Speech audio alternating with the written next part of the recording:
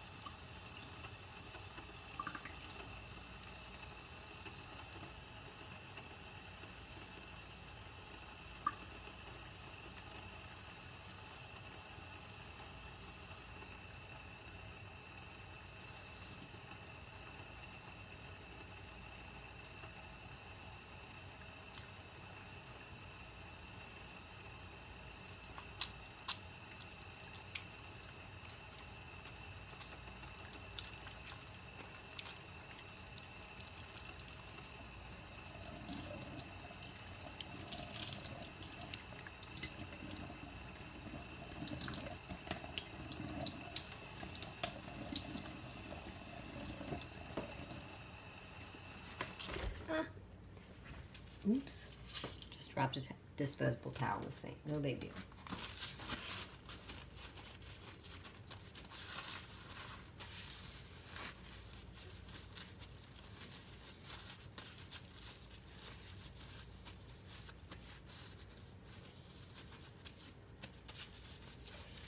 So after I'm cleansed, I always sanitize. So let me get a little sanitizer and get my hands dry.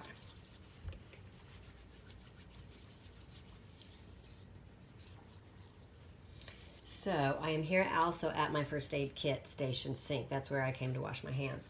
So here I have single-use Band-Aids. So I'm going to get one of those. And also I'm going to pretend this is single-use antibiotic ointment, so it would go immediately in the trash when I use it. I'm also going to pretend like my injury is on my finger. So I've used my single-use antibiotic ointment and now I'm throwing it in the trash. And now I'm going to just wrap it in a bandage and throw the rest of the waste here in the trash as well.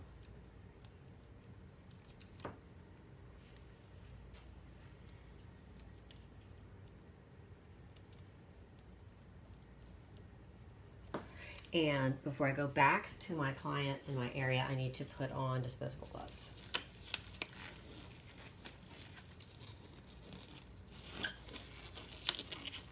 So I'm going to go back to my client and area to get the implements that I was using during the service when I got hurt so that I can bring them over and sanitize them and disinfect them.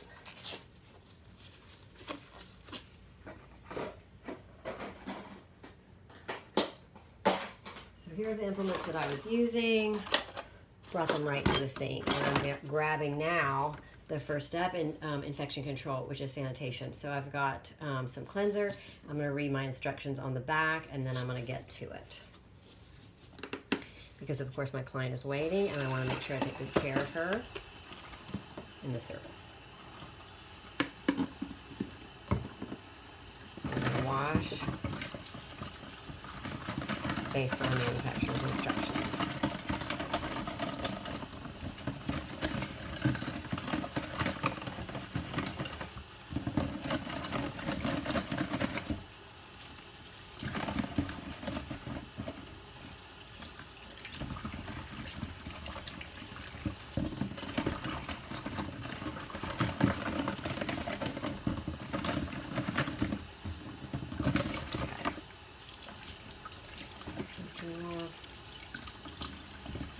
Really nice and clean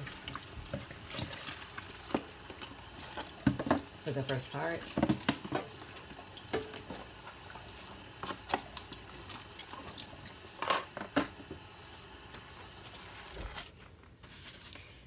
dry them.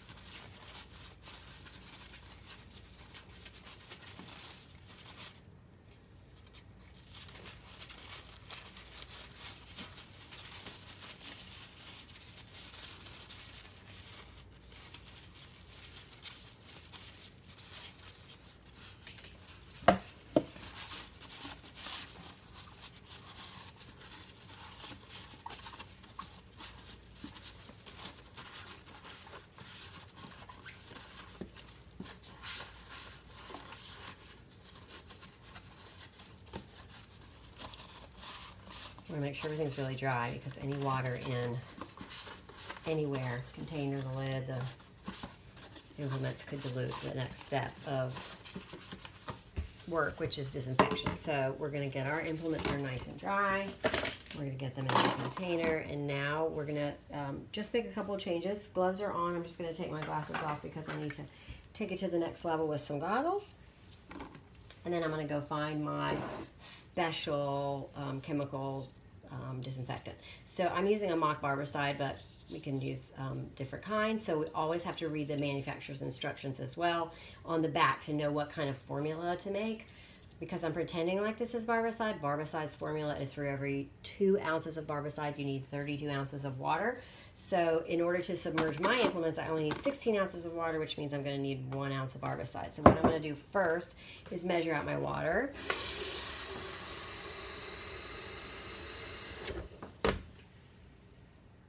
A little bit over 16. Stopping right at 16. There we go.